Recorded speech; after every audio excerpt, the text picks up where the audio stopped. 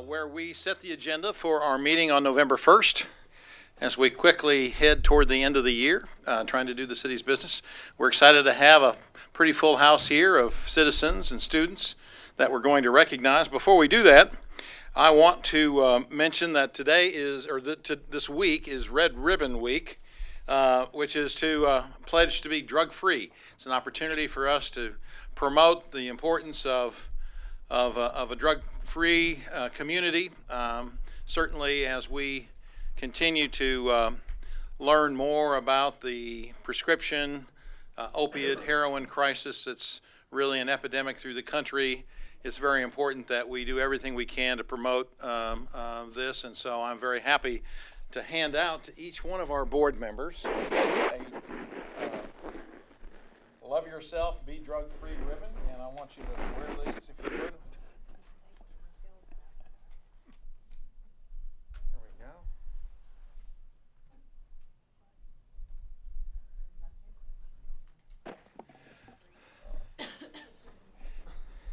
Anybody else would like one before you leave? I'll leave them right up here, and please come get one. Is that two go together? No, they're just two different versions of the same same thing. I might mention that I have had the opportunity in talking about this. I've had the opportunity to co-chair a national task force on the opiate heroin addiction problem and what it has done to young people. And I dare say that every family that I run into in one fashion or another, there's been a challenge that has hit the family or someone in the family. And we're going to be issuing a report with really a toolkit on how communities can respond to this issue. And I'm elaborating a little bit on this because I've got a captive audience of people that we're very concerned about in terms of those issues. So, we want people to get rid of their old prescriptions in an appropriate way. And we have those drug take-back days 2 or 3 times a year. There are other opportunities to bring awareness to this. We are fortunate that Arkansas and Little Rock do not have as big a problem as some of the other cities around the country that where it's really raging in the Northeast, in some small towns and communities. West Virginia, a good friend of mine is the mayor there, and they had 42 overdoses one weekend. So it can hit any size town, large or small. And so I would ask all of you to help to promote the awareness of this being a drug-free week. Thank you very much. With that said, we've got some opportunities to recognize some outstanding students who've done some great things that are a great credit to the city and certainly a great credit to their school. The first one I'd like to call on is the Baptist Preparatory School 4A girls golf state champions. And let me ask City Director Vice Mayor Lance Hines to do this presentation, please.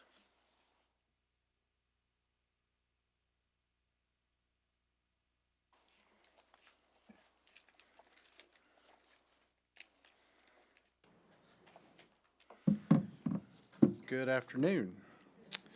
If I could ask the Baptist Prep Lady Eagles to join me here at the podium, I'm going to read their accomplishments. I can just come up here and stand right beside me. The camera's up there, so y'all that way everybody. So don't turn your back on. You can all wave. Yeah, wave at the camera. On September 27th, 2016, Baptist Prep Lady Eagles won the 4A Girls State Golf Championship at the Maumelle Country Club. Led by the Dunston sisters, Baptist Prep won by 24 shots over CAC. This is the third Girls State Golf Championship for Baptist Prep. The other two were in 2014 and 2008. Caitlin Dunston, Bailey Grace Dunston, and Reagan Reed were named to the All-State team for 4A. The team is coached by Angie Hopkins, and she told the newspaper all the team is returning, so she is hopeful about next year. Billy Goss is the athletic director, Randy Goldsmith is the upper school principal, and Dr. Laura Bednar is headmaster. And then we've got 2 awards. The other one, Coach Hopkins, if you'll come up too, we've got a plaque here for you guys. that says, Mayor Mark Stodola, the City Board of Directors, and City Manager Bruce T. Moore congratulate the Baptist Prep Lady Eagles, 2016 4A Girls Golf State Champions. In the quest for the championship, the players and coaches exemplified outstanding sportsmanship, participation, leadership, responsibility, and teamwork. Congratulations. Thank you very much. There you go. All right, let's stay up here. We've got one other plaque we're going to give, and this one goes to junior Caitlin Dunstan, won the girls 4A golf medalist at the tournament. This marked the second year that she shot a 73 in the finals, and the second year she captured medalist honors. She is poised to make a three-peat if her sister doesn't try to pull some sibling rivalry and best her in 2017. But for now, congratulations on achieving back-to-back 4A girls golf medalist. And Caitlin, this plaque says, Mayor Mark Stodola and the City Board of Directors and City Manager Bruce T. Moore congratulate Caitlin Dunstan of Baptist Prep, 2016 4A girls golf medalist. In the quest for the championship, the players and coaches exemplified outstanding sportsmanship, participation, leadership, responsibility, and teamwork. Are you Caitlin? All right. So as is our custom, the directors would like you to introduce yourself, and if you know we're going to go to college yet, let them know. You can just, since you guys are still underclassmen, you may not know that yet. Hi, I'm Caitlin Dunstan, and I'm a junior, and I'm going to go to Belmont University in Nashville. Hello, I'm Reagan Reed, and I still don't know where I'm going to college yet, so yeah. I'm Macy Couch, and I also do not know where I will be attending college. I'm Bailey Dunstan, and I'm a freshman, so I don't know where I'm going to go. You just want to make it the next year, right? Okay. Well, good. Well, congratulations to all of you. It's great accomplishment you made, and to your coach. And do we have any parents here too? You raise your hands and be recognized. Thank you very much for helping to bring up some fine young women. They want to get a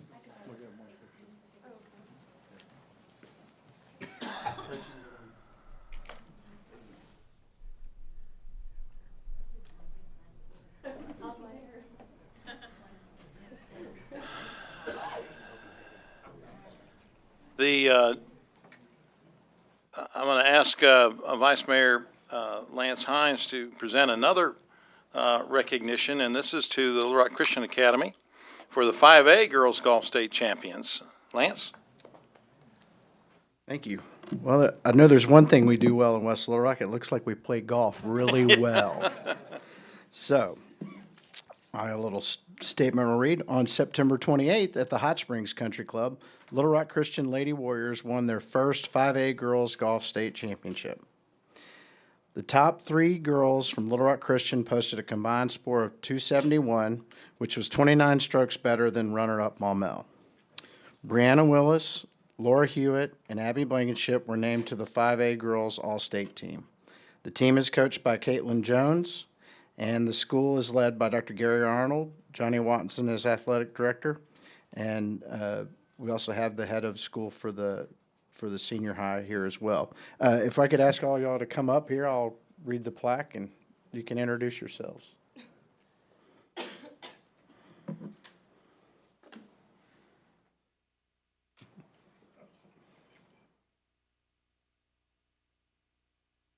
All right.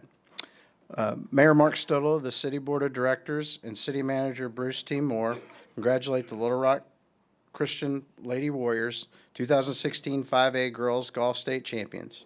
In the quest for the championship, the players and coaches exemplified outstanding sportsmanship, participation, leadership, responsibility, and teamwork. Coach Jones, I'll present this to you. Congratulations.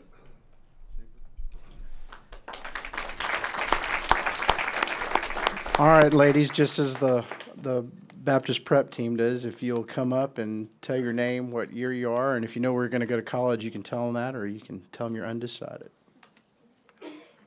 Hi, I'm Abby Blankenship, and I'm a junior, and I am undecided. I'm Laura Hewitt, and I'm a senior, and I'm going to the University of Arkansas. I'm Nicole Melton, and I'm a senior, and I'm going to the University of Arkansas. I'm Brianna Willis, and I'm a junior, and I do not know where I'm going to college yet. So, yeah. Okay, thank you. Parents, we have parents in the audience. Thank you very much for everything you do for us.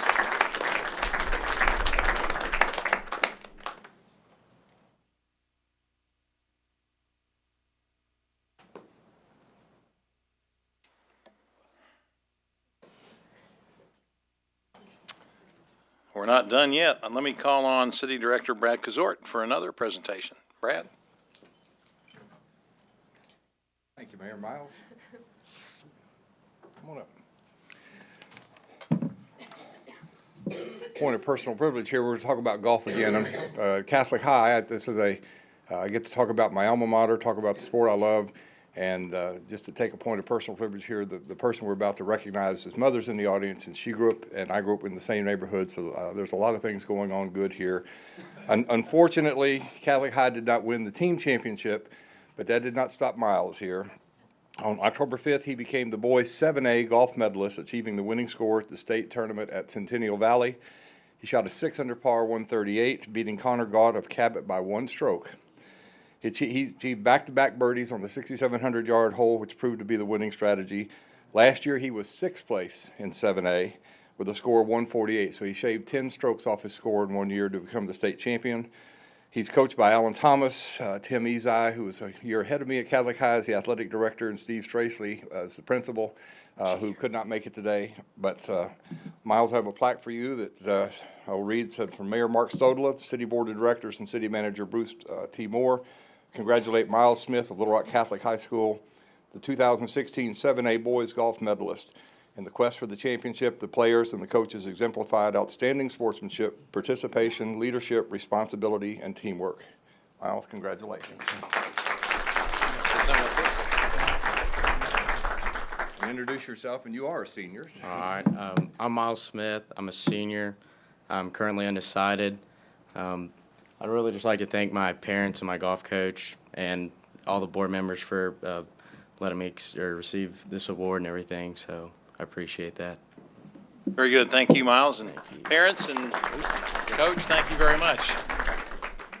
Vice Mayor Hines, did you have something? Yes, Mayor, I mentioned that the head of the senior high was here, but I failed to mention his name is Mr. Roger Yancey. Sorry about that, Roger.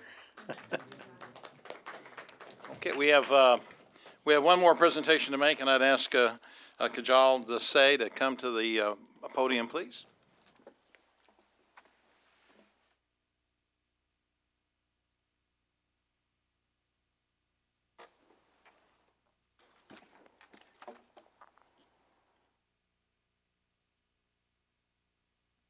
I'd like to introduce to you Kajal Desai, who is a senior at Central High School.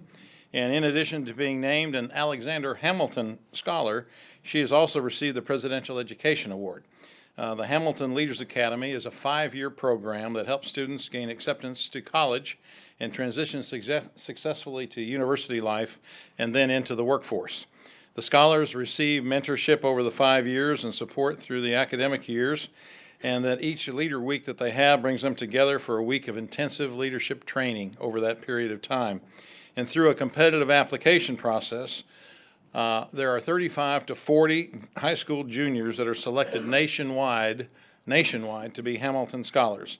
And the winners receive a $500 scholarship to help defray college expenses, and a commemorative certificate, and a signed copy of Alexander Hamilton biography. Kajal is involved in a wide variety of extracurricular activities. She's part of the National Honor Society, the National Beta Club, the Mu Alpha Theta, CIAO, Students Taking a New Direction, Student Council, Science Olympiad, and many more. And helping people is what makes her happy. She also volunteers with a variety of different organizations, including Baptist Hospital, Arkansas Children's Hospital, Our House, and the Tiger Academic Support Center. I don't know how she has time to do anything else. But Kajal, we're very happy to present you with a certificate, and it reads, Mayor Mark Stodelen, the City Board of Directors, and City Manager Bruce Moore congratulate you on being named as a 2016 Alexander Hamilton Award winner. In achieving this distinction, showing that you are a dedicated student with a commitment to others, in addition to exhibiting academic excellence and activity in numerous school organizations and as an active community volunteer. So congratulations on your award, and we're very proud that you come from Little Rock and represent us so well. You're happy to say something if you'd like. Thank you. Good evening, everybody. I'm Kajal, senior at Little Rock Central.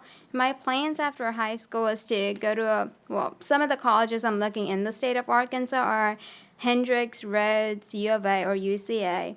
In college, I plan to major in biochemistry, and then after college, I plan on going into the medical field and becoming an anesthesiologist.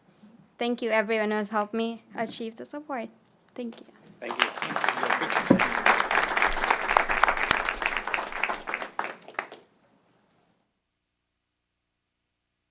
Thank you, Kajal. Mark? Central High Principal. What? Nancy Bruce. We have Central High back here? Oh, hi, Nancy. Come on up. I didn't see you back there, and we were. Not winning an award here. I'm just Well, a proud but principal. as the principal of Central High, I know you had a lot to do with this. So Oh, absolutely. would you tell us? And her father is here too. I'm sure he had a lot to do with it as well. But we're so happy to have you. I mean, Well, another thank you. Tiger getting recognized. Well, thank you. You know, I'm you're going to proud. have to I'm camp proud out of- here pretty soon. I am. I was just thinking how many board meetings I get to come to. It's an honor. And Please. thank you all for the recognition once again for a Central High Tiger. So, thank you. Thanks for what you do, Nancy.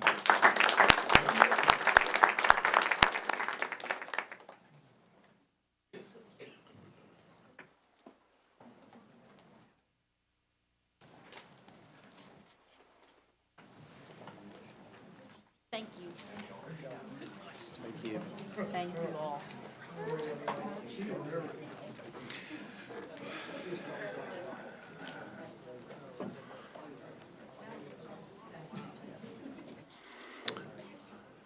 Okay, I think that takes care of the presentations for this afternoon. And we can now turn on our attention to the agenda. There's a modification to add M1, and if there's certainly no objection, we'll go ahead and add this to the consent agenda.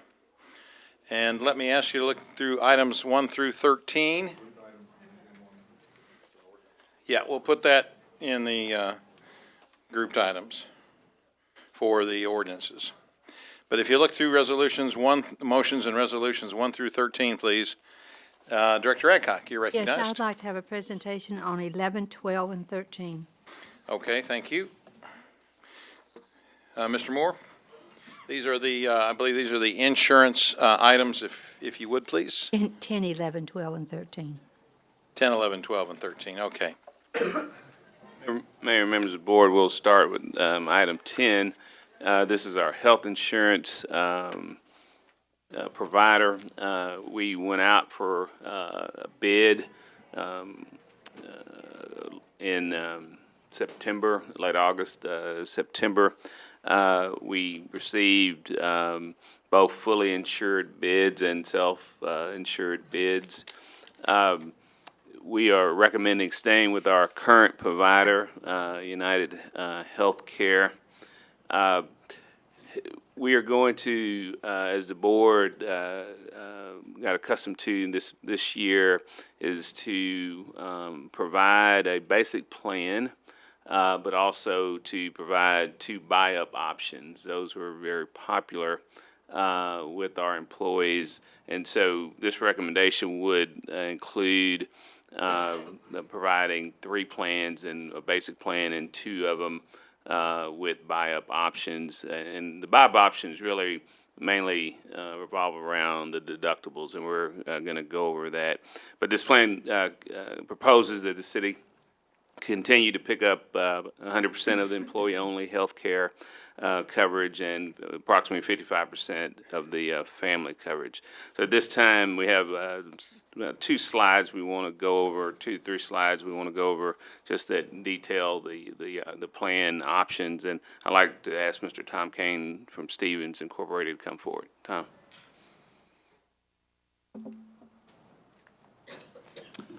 Mayor and directors.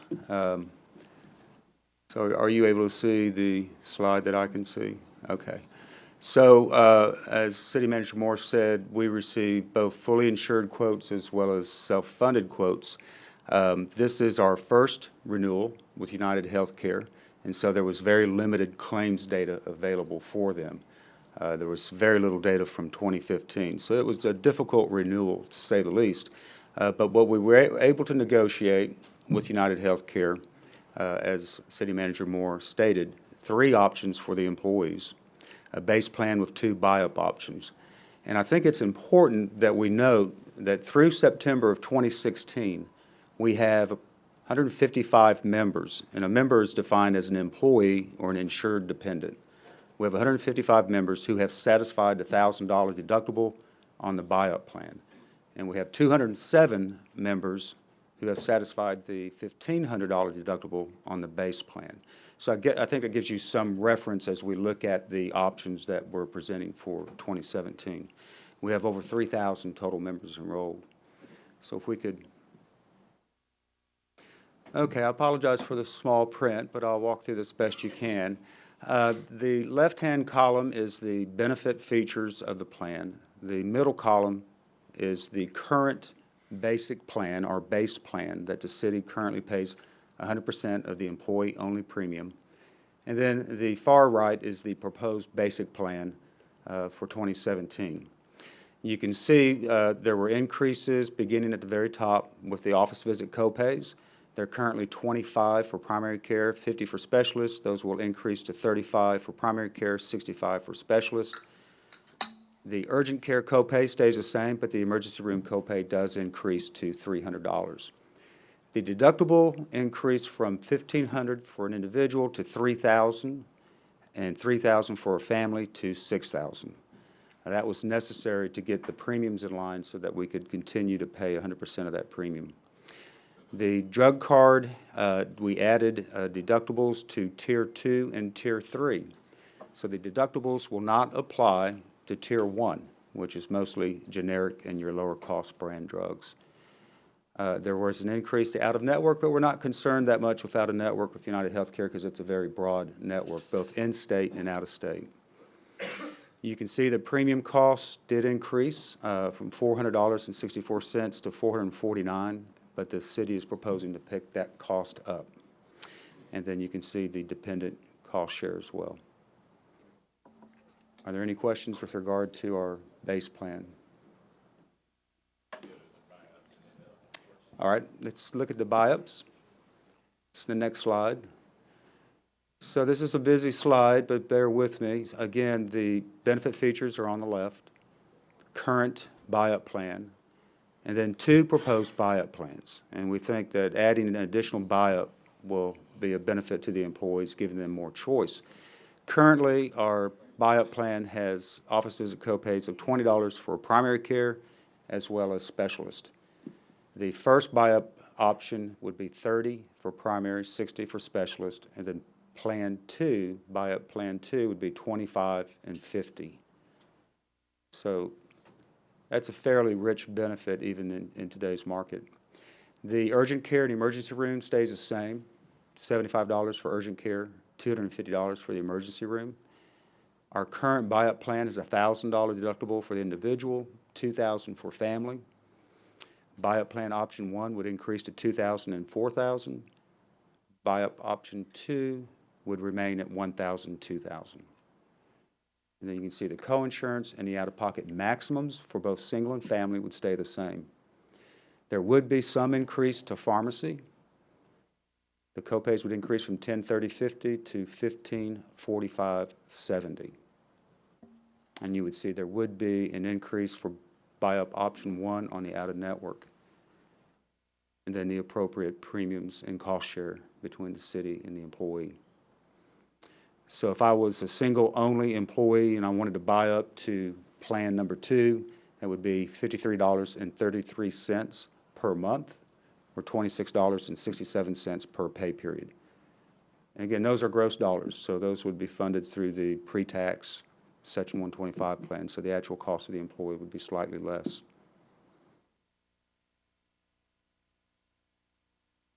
Okay, I know that's a lot of information to absorb. Yes, Mayor? So if the, Tom, to take that proposed buy-up for a family coverage, if you took proposed one, that would be an additional $260 per month, is that right? Or $284 if you take buy-up plan 2? Well, I don't think that's additional. If we'd go back to the base plan, well, currently it would give, yeah, there you go. So the proposed basic would be $225 for a family. And so if we can come back to the buy-up, if I wanted to buy up from the base plan at $225, it would be $260 for plan 1 and $284 for plan 2. I see. Okay. I think there are some questions that people might have. Director Adcock, do you have any questions so far? On the deductible on a single family, does the deductible, the whole family has to have a $2,000 deductible before they do what? $3,000. $3,000. Yes. Before the insurance starts paying anything? And you're talking about on the base plan, the Yes, the family base deductible? plan. Actually, there's on the current, it's $3,000.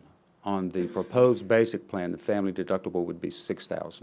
That's $500 a month the family would have to pay out before the insurance would kick in? Yes, ma'am.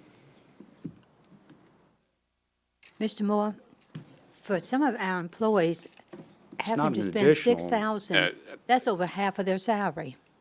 Tom, I think it's important to point out, if you go back up to the current base plan, where you have the $25 and $50 specialist, that's when you go to the doctor, that's what you're going to pay, or you pay the $35 and $65.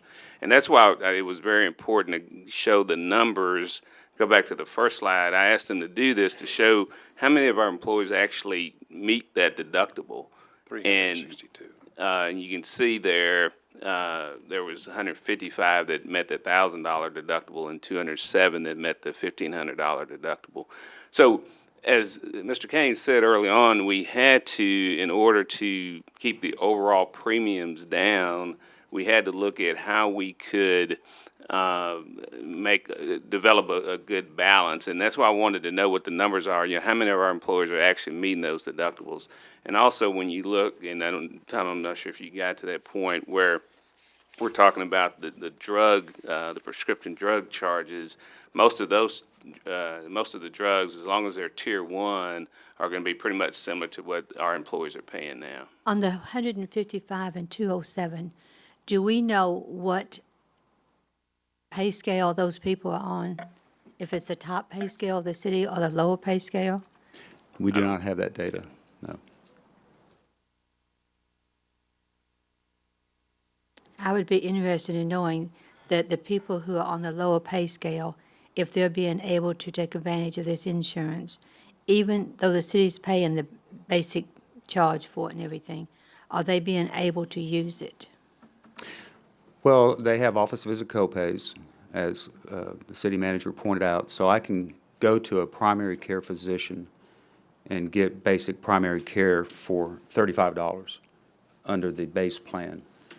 And then I have access to prescription drug copays also, so I don't have to satisfy a $3,000 individual deductible. There is an individual deductible embedded in the family deductible, which means if I have a family, one individual in my family can get to the co-insurance, meet the individual deductible. The whole family does not have to satisfy the full $6,000. $6,000, yeah, excuse me. So that helps out families a lot, because typically we don't see multiple members in the same family have those kind of expenses in the same calendar year. And so by having that embedded individual deductible, one individual would get to the co-insurance, the 80/20, sooner than having to wait for the full 6,000. I think the important thing is to have access to primary care and prescription drugs without having to meet a full deductible. You know, a lot of employers, a lot of our clients have adopted high deductible health plans. And it's not uncommon to see a plan that has a $3,000 deductible with no office visit copays or drug card copays. And in that case, nothing's covered.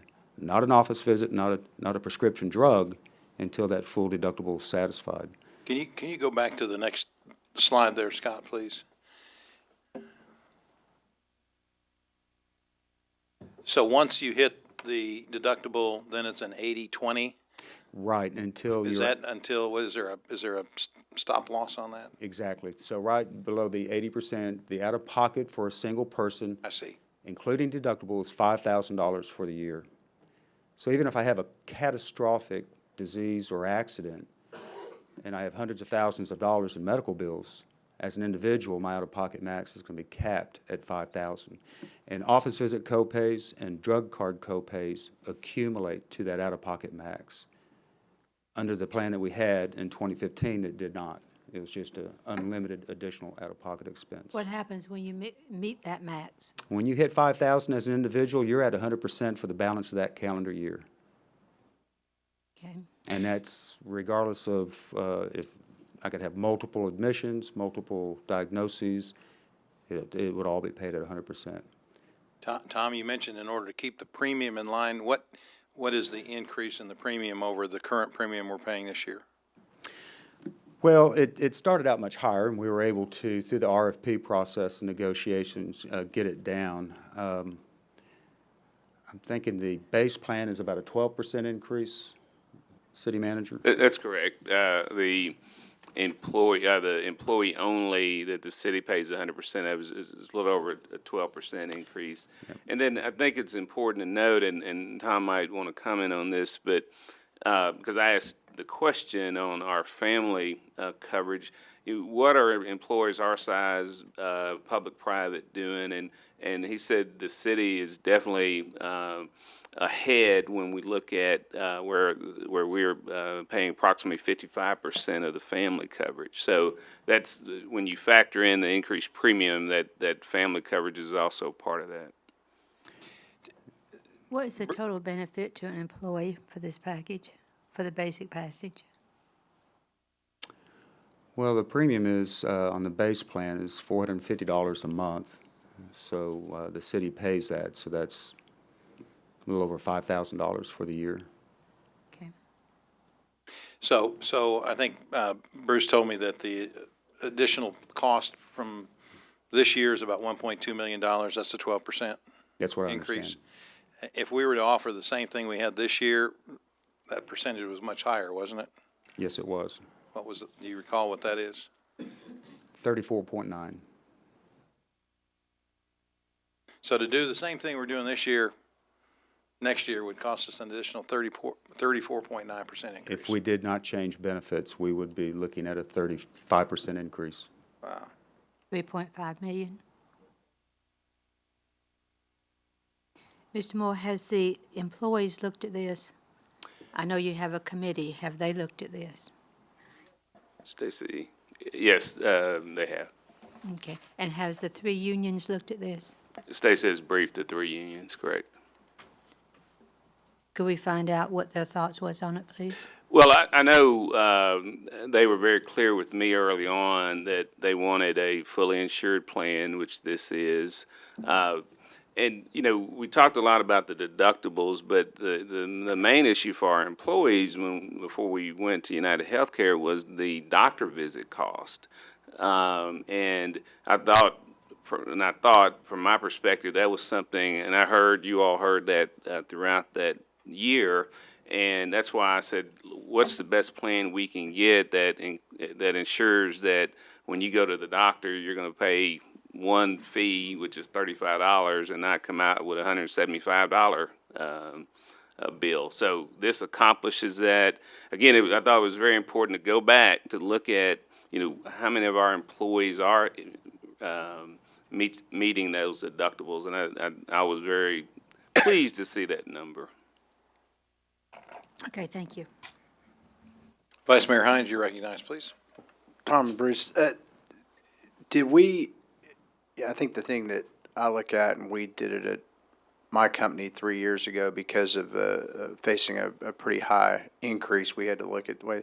Did you guys look at what a true HSA with high deductible and no copays, the benefit where, I mean, I know with our company, we shifted to that, and it's a paradigm shift because everybody's used to paying copays. They're not used to paying the full amount. But what we found was we went to a high deductible plan, and I want to say ours is it's $2,000 for an individual and $4,000. And then our company was able to fund part of that deductible into an HSA account, which benefits the employee if you don't have high claims. Did you guys even look at that? I mean, when I see a $3,000, $6,000 for single and family, that puts us up into that area where if there was a cost benefit to that, or was it just a choice to not, that you thought employees would be more happy with the copay and it's a paradigm shift. We had everybody in our company, but what we found out is that people, either whether they were high utilizers or low utilizers, it worked out better not only for the employee but also for the company as a whole on cost control, that type of stuff. Yes, we did. We did consider high deductible health plans with HSA available.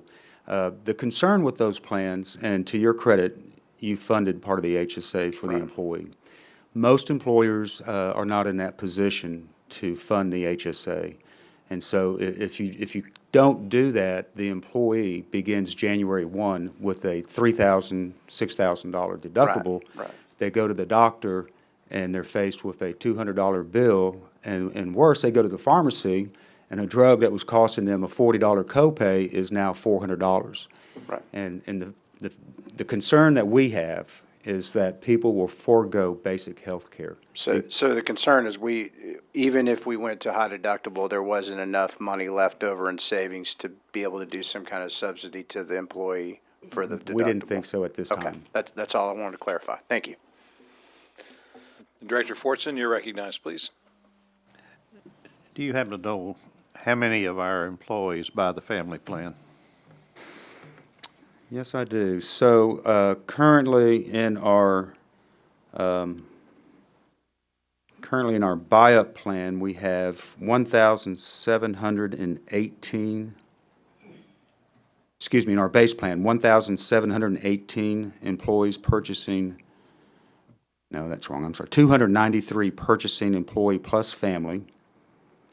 And in our base plan, or excuse me, our buy-up plan, 137. So 293 plus 137 are buying family. It's 393. So as a percentage of our employee base, that's not very high. No. 430 out of the Yeah. So 430. 30, what, the 3,000 that you mentioned? Well, about 2,000. 2,000. The 3,000 number includes dependents. So if we're just talking about employees.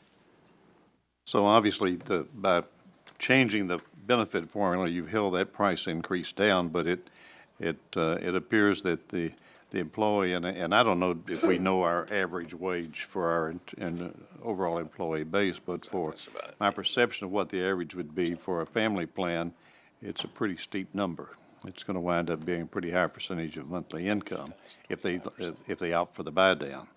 And my question is, with all that preamble, and you said you had several proposals you looked at, was there any other benefit mixture that was not quite so expensive that had any appeal to you? Was there any other, and maybe a two-part question, any of the self-funded plans with fronting companies offer any kind of better mixture than this from a benefit standpoint?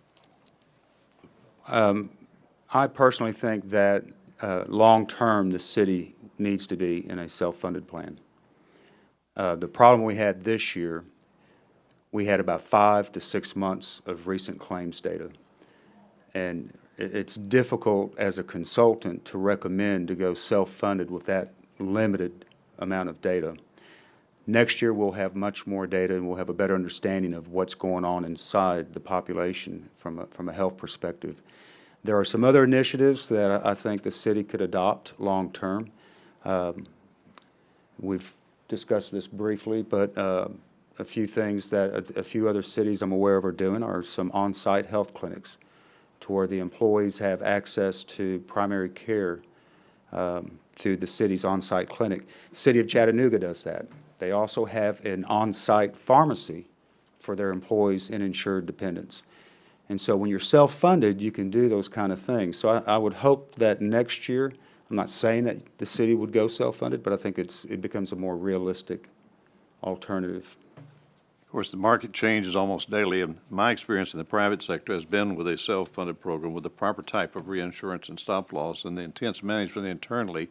You can make employees happier and save some money at the same time, but it calls for intensive management of the benefit side. And, I mean, that's just that's an uninvited suggestion, but I think it's an area that has some merit. You also mentioned that we have a guaranteed renewable option for 7 years, but I assume that has nothing to do with guaranteed premiums. No, sir, I wish. I was afraid that was your answer, but I just want to be sure about that. In this environment, you don't get multiple year guarantees with health insurance. Not today. Any other questions? Yeah, I think that's all my questions for Director now, ma'am. Campiris, you're recognized, please. A couple of questions. If you go back, you said the premiums would have been what if we had maintained our present 40? 34.9. So that means that we lost, or the insurance company lost a lot of money on us last year. Well, yes, sir, and they only have about 6 months of data. So through the first 6 months of the year, they were upside down. How much? Well, premiums were a little less than claims, but you have to understand that does not include the cost of administration, risk, or any of the costs that United Healthcare incurs in administering the plan. So it was probably running about a 120% loss ratio. And I'm a little bit perplexed on, we keep saying we've only got 6 months of data. Why? Well, in 2015, the city was insured through the municipal league. Right. And the data that's available is claims paid versus premium paid. And so there's very little data that would suggest where the money's being spent, It's just, and I addressed this last year when our recommendation was to leave the municipal league, was one of the things that, one of the problems is the lack of data.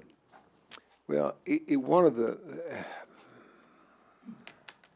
and this is no aspersion on you or Bruce or the mayor, but every year we get to November and we talk about an increase and we talk about lack of data. But I've been here for a long time and we have lack of data every year. And there is data someplace that you ought to be able to make an intelligent decision on. I mean, these are pretty high deductibles for people who make not much money, or some of the employees that don't make much money. And I don't really see any way around it if you've got a 35% increase to maintain what we have right now. And we're still going to pay, what, $1.2 million? Yep. And Director Campiris, you're right in the sense when you switch, those companies, you're no longer with them, and they say, you're no longer with us.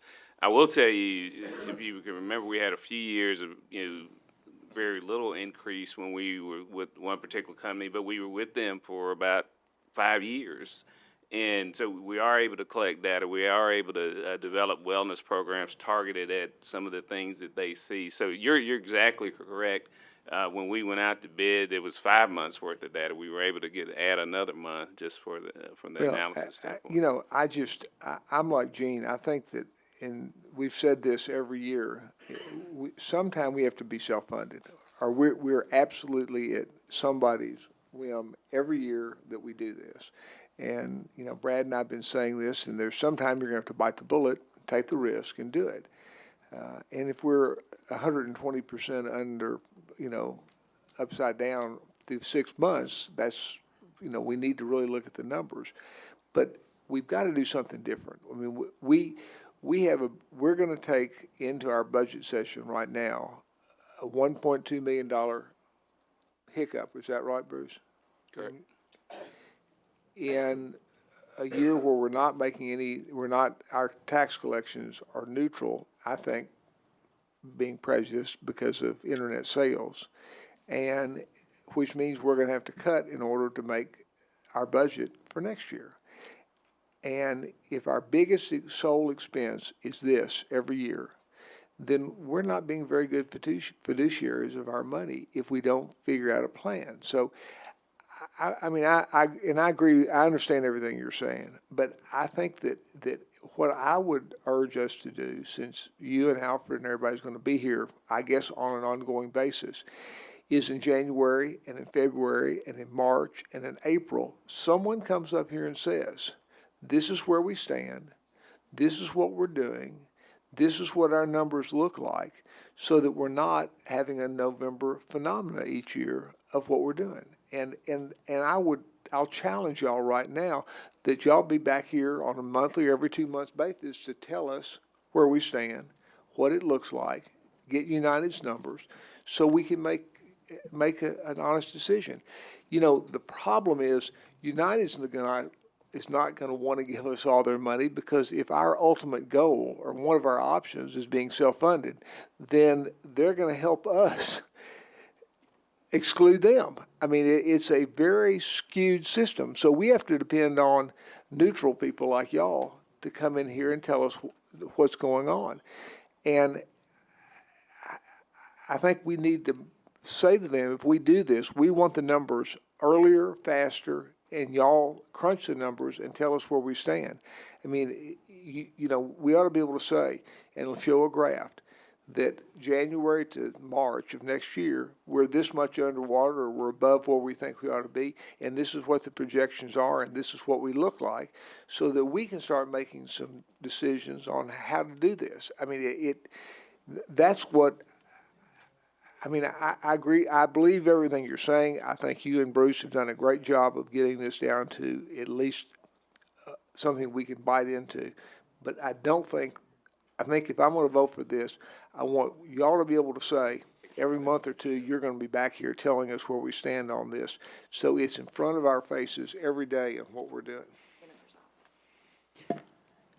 Would certainly appreciate that opportunity.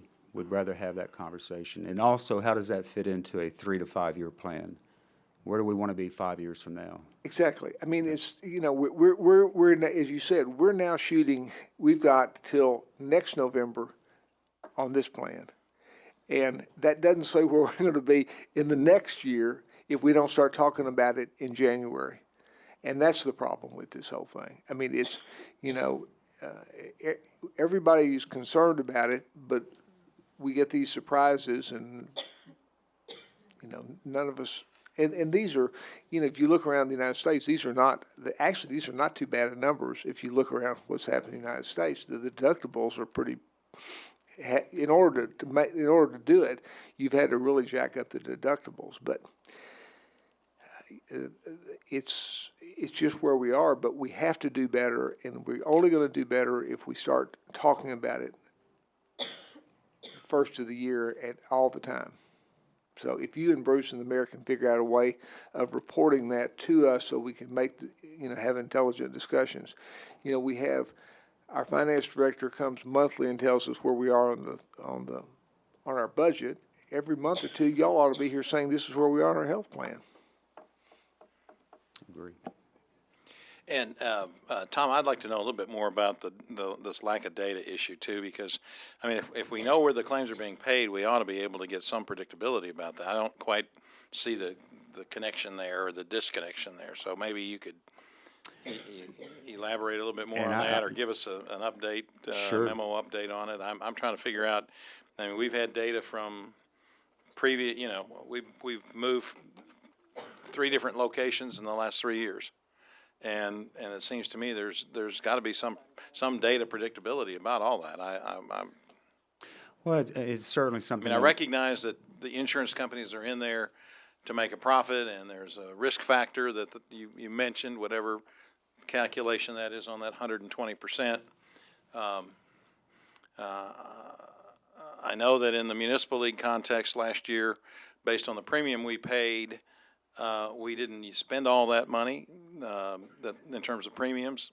So I don't understand how the data issue is a disconnect. So the data that I'm referring to is the detailed claims data. And from that data, we can tell within a population what percentage of males aged 40 to 45 have had a routine screening in the last 12 months. That level of data is not available through the municipal league, not today. And so underwriters... Routine screening, but isn't it the extraordinary expenses that drive the premium up? Well, absolutely. Yeah. You know, it's the brain surgeries and so when an underwriter NICUs. is evaluating a risk, they want to know what are the case management notes, what is going on with that catastrophic event, what can I expect to pay out on that individual in the next 12 months. And if that level of data is not available, then they take a very conservative position or they decline to quote. And so the data is absolutely critical. We had 12 months where we really did not have the level of data that we expect to see in the industry today. And I don't know how else to say that. That was 2015 is basically a void of data. But we only had 362 people that met the deductible, which means that when you're looking at risk, those are the ones that exceeded that deductible, which had some substantial medical condition. Right, and we did not have access to that data. To those 362? Well, through the first 6 months. Okay. But not for 2015. And so on a group the size of the city of Little Rock, your claims experience is 100% credible. And so as an underwriter, I want to see 3 years of claims experience, not 6 months. And so there was that space where we didn't have anything that really told us what to expect in 2016. Now, I'll take this a step further, and to your point, we are now receiving a claims file from United Healthcare, and I say we, Stevens, and we do our own data analytics. And that will be available to you as well if you want to see that. And we can present it in a dashboard format, so it's a very high-level look, but it'll show you from month to month the trends that are occurring. You know, how compliant are we in our disease management? Should we be focusing on certain chronic diseases and helping our employees and their families do a better job? But it really does get down to the data, and I know you don't want to hear that. I understand what you're saying, but it frustrates me that we can't make someone that we've paid a premium to give us the data on our own people. I mean, that is a real frustration to me. And that every time we change, we can't use what we did the last 3 years so you can make an honest decision to tell us what to do. And I would tell you that if we had that data and you could present it to United or Blue Cross Blue Shield or somebody else, these may be lower rates. I mean, and so it's our own, I'm criticizing the 11 of us up here, that we're not insisting that someone give us our own data, our own people, because we've paid the claims on those people. And we ought to be able to use that to make better judgments on what we do. And that's the problem. And that's the reason I want someone to come all the time and tell us where we stand so that we can say, we're falling down on this sort of person or that sort of person, or this, this is what we're doing and this is where we're losing money, so we can start making intelligent decisions. I mean, I know that the mayor is head of the municipal league, but I mean, we ought to be able to say. I'm not. And I have no agenda there at all. It's just the data is data. And, I mean, they got data. United Healthcare has data. QualChoice has data. I mean, you're right about that. Again, but it's our data. It's like BJ's medical records. If she wants her medical records, they're her medical records. And that's my frustration, is that I understand your problem and that you're advising us based on no data. So we're ended up probably paying a little bit more than we should be paying because we can't present to these other companies.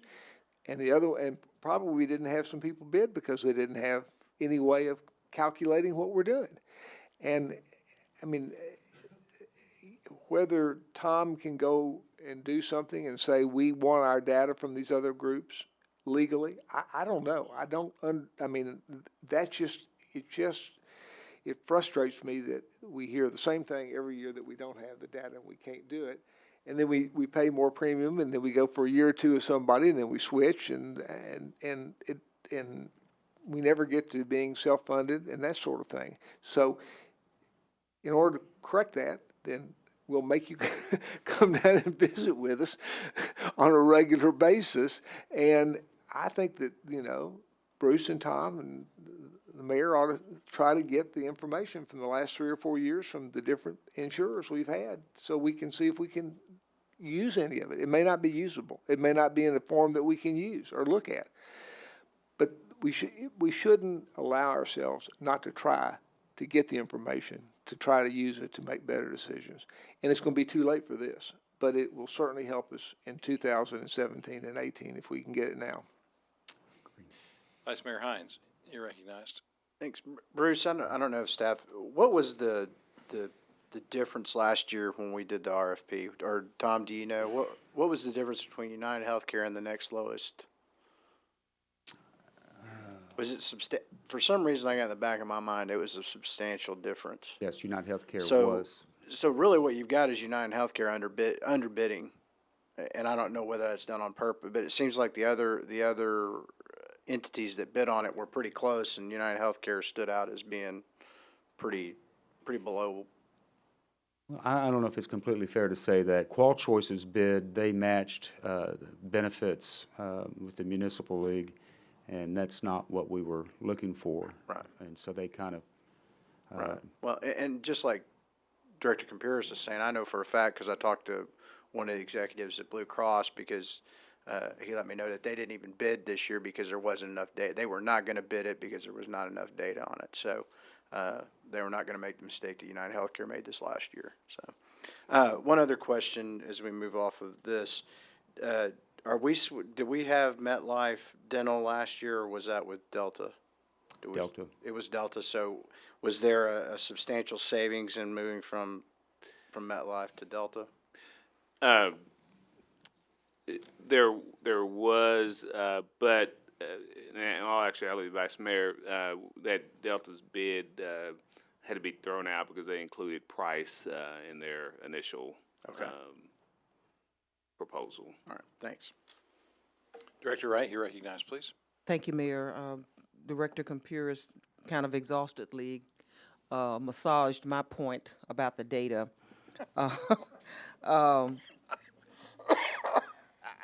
My question would be for the city attorney if he were present, and that would be, can we not legally require you within the contract that we sign that our data is available to us in a format that's usable by us? And he's not here, so I guess he can't answer that question, but Mr. Moore, I would like to have an answer, because. And I think one of the things, and Tom, correct me if I'm wrong, I don't think it's the league just saying no. I really think it's a capacity issue. From my understanding, they just don't have the capacity to provide the data that we would like to include when we're putting something out for bid for healthcare. I think that's more. I don't know if you want to elaborate, Tom. No, that's right. Their systems don't have the capability to report the data back to us in a file format that then we can take and use in our data analytics. Well, can that material not be manually compiled? Because if it's our data, and if this were a court of law and they were legally required to provide certain data points to the court, they would come up with that data. Whether they had to hire a slew of folks to get it done, it would get done.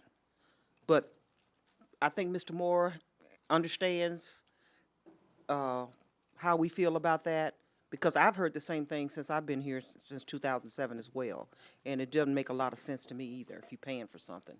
But be that as it may, Mr. Moore, I heard you state that the firefighters, the police officers, and other employees were made aware of this plan so they know the changes. Were there any objections? Were there concerns? You know, I haven't heard directly from Stacy on any. I mean, obviously, anytime that there's change, that you know that's going to impact employees.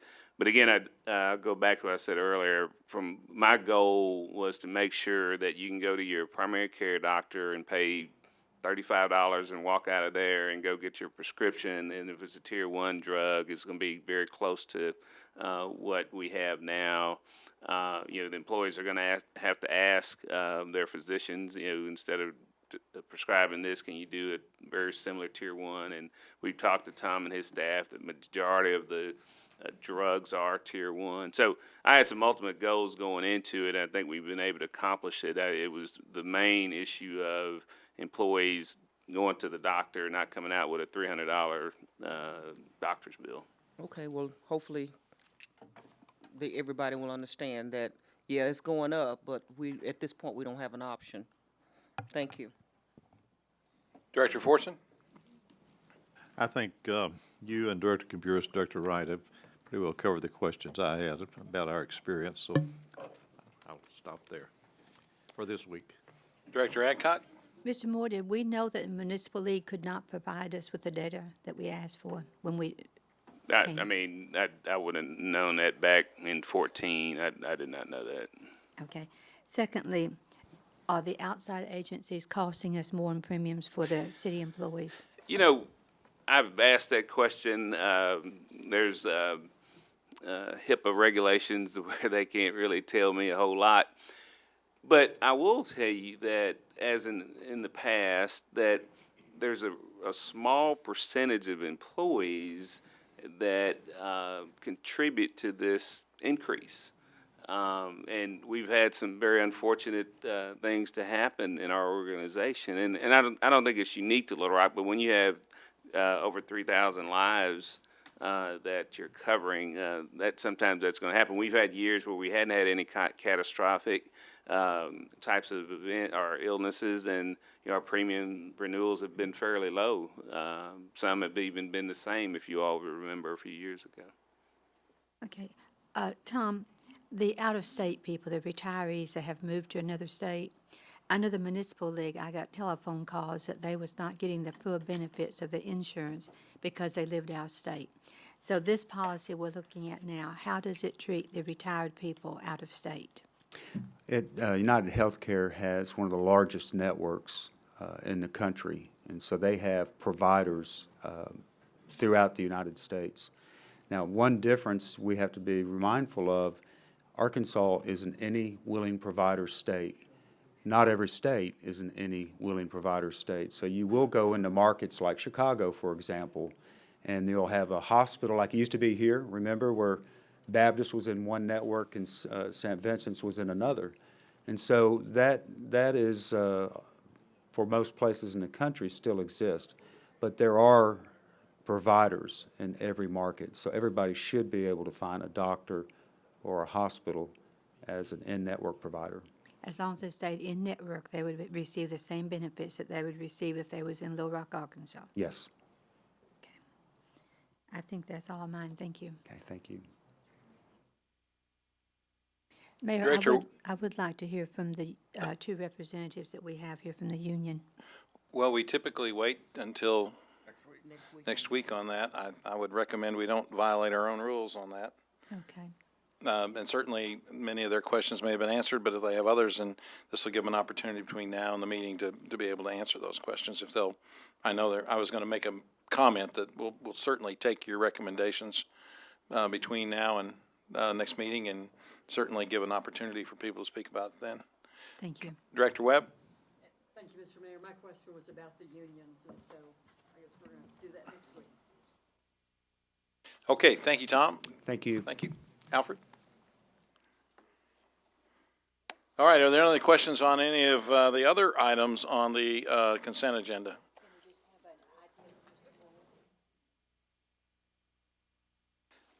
Mr. Moore, if you would, Director Adcock asked on these other insurance quotes what the percentage increase is over the current Sure.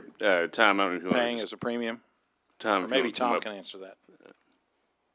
Okay, so this is the good news. The the dental is actually a decrease to the city and the employees.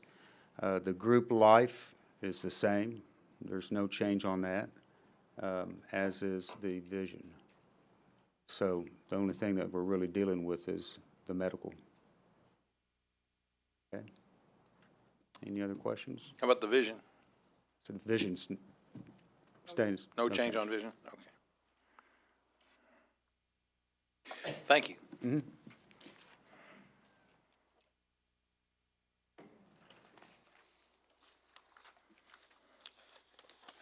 Okay, we can now move on to the planning and development items. Director Wright, do you have a question on one? I'd like a presentation on item 14. Mr. Brzezinski.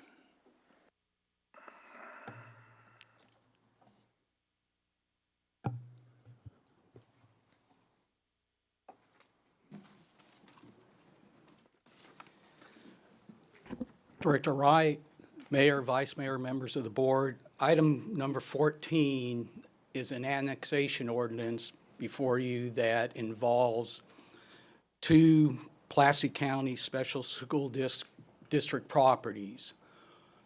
One is the Baker Elementary School, which is on Canis Road in the vicinity of Pride Valley, as you can see on the graphic in front of you. And then the second one involves the Robinson schools, just the middle school and the high school, those areas, that area that's highlighted on the graphic in front of you. And again, the request is to annex approximately a total for both sites of 77 acres.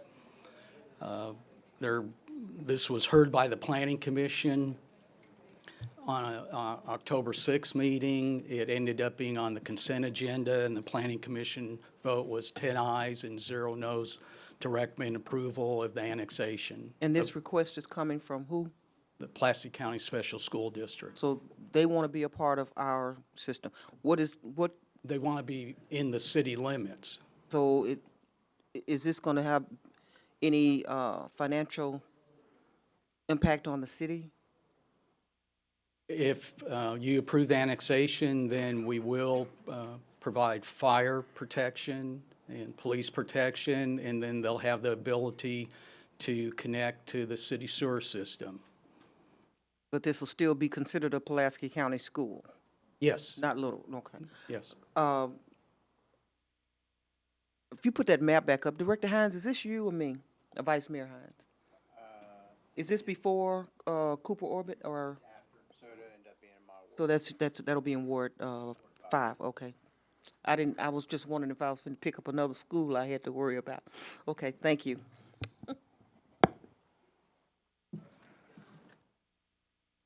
Okay, Director Adcock, you're recognized, please. Tony, Scott, would you please put those maps back up and show us how close these are to the other city limits lines? Director Adcock? Connecting to the city limit lines? Yes, the Baker is adjacent on what would be their north property line. And then for the Robinson site, the city limits runs along their west and part of the east and the south property line. So that both sites are adjacent to the city limits. Have we asked the property owners connected to these if they would like to annex at this time? City staff has not. Just as what's before you is one property owner requesting annexation. If people are listening to this and they would like to have their property annexed, would that be possible? Going through a process Okay. that also involves the county and the county judge. So to answer that, I mean, they could, but they couldn't go through this process. No. Okay, is this, so they will have their city sewer? Is that why we're looking at this? That's one of the reasons, yes. Okay. How close are the sewer lines to this, do you know? Or is that a question for John Jarrett and Mr. Marone? All I can tell you, they're in the general vicinity, obviously, so they can connect. Won't cost us. Well, I was just wondering if it was going to cost our ratepayers to extend lines out to these. Yes, the district is responsible for that cost. The School district? Correct. Okay. And they're aware of that. Okay, they would pay all the costs of having the lines out Correct. there. Okay, thank you. Vice Mayor Hines, you're recognized. Tony, I've had several conversations with Mr. Shalhorn, who's representing the school district over this, and supported both of these schools have package treatment plants, which we have had our phones rung with people opposing these package treatment plants in our extraterritorial areas. So I think it's a public health benefit for not only the students there, but also a cost savings for our Pulaski County School District, which the majority of my ward is in the Pulaski County School District. So these are schools that most of my constituents and residents attend, and their property taxes go to fund them. There's also an issue with that we're working through the state legislature on the elementary school, which hopefully will be resolved this next legislative session, so we can annex that property as well. There's a special carve-out state law that prohibits us from annexing the elementary school property. One other question, Tony, and you can, if you don't know it, you can get me I think there was a proposal for half-street improvements at Baker Elementary that were either deferred, or if you could, or Bruce, if staff could get me a write-up on that.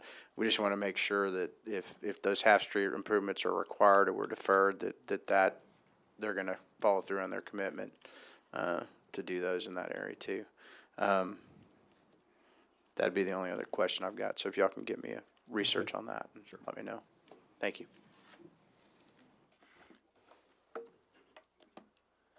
Okay, that takes care of that item. Are there any other ordinances that you wish to have a presentation on? Any other ordinances?